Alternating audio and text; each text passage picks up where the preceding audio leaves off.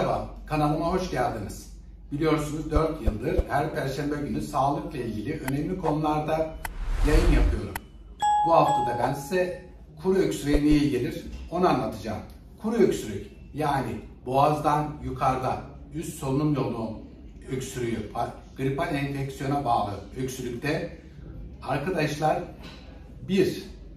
5-6 tane kesme şeker büyüklüğünde kestiğiniz küp küp taze zencefil, 2 bir tutam nane, 3 7-8 adet karabiber, 4 bir limonu yine küp küp kesin. 3 su bardağı su, 5 dakika kaynatın. İsterseniz bal ilave edebilirsiniz.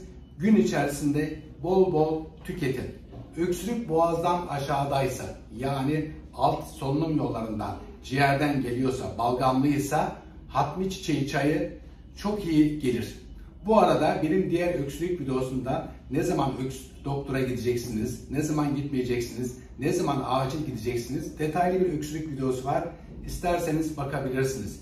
Lütfen bu bilginin yayılması için beğeni tıklamayı unutmayın, paylaşmayı unutmayın, kanalıma abone olmayı unutmayın. Kendinize iyi bakın, sağlıcakla, hoşça kalın.